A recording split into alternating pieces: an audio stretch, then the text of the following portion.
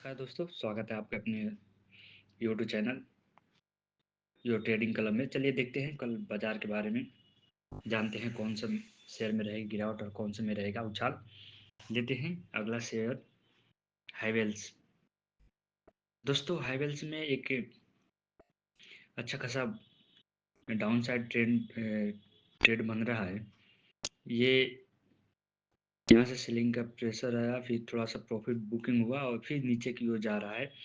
और ये कहीं 1600 एक राउंड लेवल है, तो 1600 राउंड लेवल के लिए एक सपोर्ट बन रहा है 1600 पे। तो 1600 के लिए हम इसका पुट बाय करके चल सकते हैं।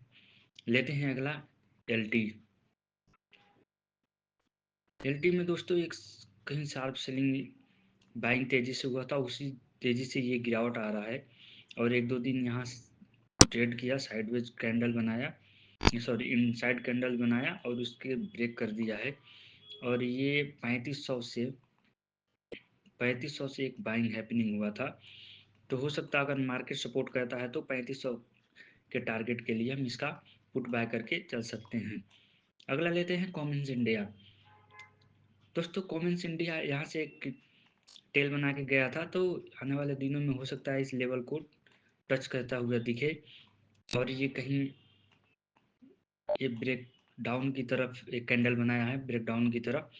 और यहाँ एक सपोर्ट लिया, यहाँ सपोर्ट लिया, या ये कहीं अब नीचे जाने की ओर रेडी हो रहा है। और यहाँ से एक शार्प बाइंग हुआ था, तो हो सकता है ये या इस लेवल को फिर से टच करे। तो 3200 के राउंड लेवल के लिए हम आने वाले दिनों में इसके लिए ट्रेड कर सकते हैं। तो इसका हम 3200 के लिए पुट बाय करके चल सकते हैं। अगला लेते हैं एमपी हेसिस। दोस्तों इसमें एक शार्प सेलिंग आया, थोड़ा सा प्रॉफिट बुकिंग हुआ और फिर डाउन ट्रेंड में ये तब्दील हो गया। एक 2800 का एक राउंड लेवल है, तो 2800 राउंड लेवल के लिए यह आते हुए दिखेगा। इस पे एक सपोर्ट बनता है 2800 के आसपास। तो 2800 के लिए टारगेट के लिए हम इसका पुट बाय करके चल सकते हैं। अगला लेते हैं टाटा कम्युनिकेशन। दोस्तों टाटा कम्युनिकेशन में एक अच्छा खासा इंटरेस्टिंग पैटर्न बन रहा है। यहाँ से ये कहीं बाइंग हो जा रहा था, फिर इसी पे आके बाइंग हुआ। कहीं ये एक मल्टीपल टाइम ये सपोर्ट यहाँ आ रहा है। और ये सपोर्ट को कहीं ब्रेक कर रहा, अगर ये इसके 1705 या 1700 के नीचे निकलता है तो दोस्तों एक ये 1671 1671 का एक सपोर्ट है। हो सकता है आने वाले दिनों में 1671 के लिए 1670 71 के लिए ये सपोर्ट लेता हुआ दिखे, तो हम इसका पुट बाय करके चल सकते हैं। अगला लेते हैं रैमको सीमेंट। दोस्तों रेमको सीमेंट में कहीं ये एम पैटर्न बन रहा है और इसके नीचे ट्रेड कर रहा है, ब्रेक डाउन की दे दिया है। तो हमें छोटा सा टारगेट 950 के लिए हम 950 के टारगेट के लिए इसका पुट बाय करके चल सकते हैं। अगला लेते हैं एसबीआई। दोस्तों एसबीआई एक अच्छा खासा पैटर्न बना हुआ है, ये कहीं ये ट्रेड लाइन पे ये आ गया है। अगर इसके नीचे निकलता है तो 760 से एक 760 से एक स्पाइक बना के बाइंग हैपनिंग हुआ था, फिर उसी पे सपोर्ट लेते हुए एक दिखेगा आने वाले दिनों में। तो हम इसका 760 के लिए हम पुट बाय करके चल सकते हैं। अगला लेते हैं एल्टी माइंड ट्री। दोस्तों एक शार्प सेलिंग आया इसमें और एक इनसाइड कुछ कैंडल बनाया और नीचे फिर ब्रेक डाउन दे दिया है।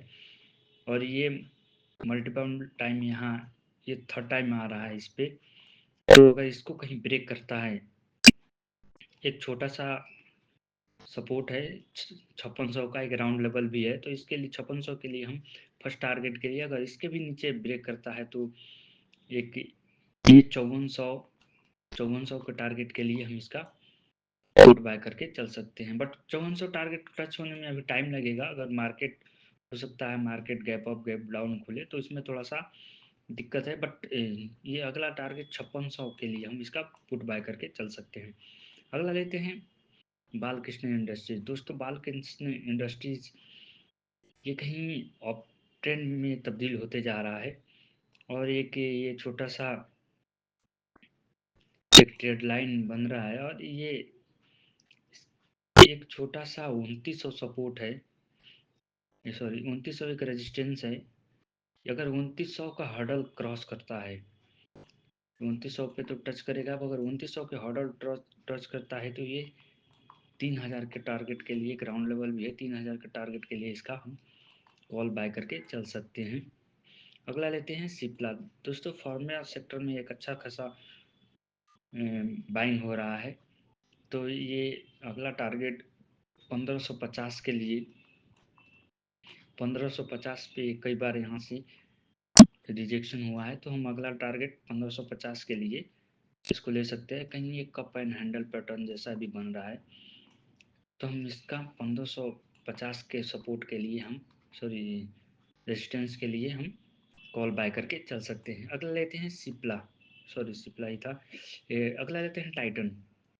दोस्तों टाइटन भी एक अच्छा खासा पैटर्न बना रहा है और ये कहीं डाउन ट्रेंड में तब्दील हो गया है और इसका 3200 एक सपोर्ट दिख रहा है। 3200 के सपोर्ट के लिए हम इसका पुट बाय करके चल सकते हैं। अगला लेते हैं जेएसडब्ल्यू स्टील। दोस्तों जेएसडब्ल्यू स्टील में एक शार्प सेलिंग आया, थोड़ा सा प्रॉफिट बुकिंग हुआ और फिर दोबारा ये सेलिंग का प्रेशर बन रहा है। अगर ये एक छोटा सा टारगेट 900 डाउन लेवल के लिए और फिर 900 से नीचे जाता है तो ये एक 880 के टारगेट के लिए हम इसका पुट बाय करके चल सकते हैं। अगला लेते हैं एसबीआई कार्ड। दोस्तों एसबीआई कार्ड एक ये थर्ड टाइम में नीचे जा रहा है, यहाँ से भी जाने की कोशिश किया था, बस बाइंग हैपनिंग हो गया। दोबारा ये कहीं ये यहाँ फिर सेलिंग का प्रेशर बन रहा है। अगर इसके नीचे निकलता है तो एक यहाँ से जून के महीने में एक यहाँ 647 से गया था, तो हो सकता है आने वाले दिनों में ये फिर दोबारा 647 के आसपास ये ट्रेड करता हुआ दिखे, इसका हम पुट बाय करके चल सकते हैं। अगला लेते हैं इप्का लैब।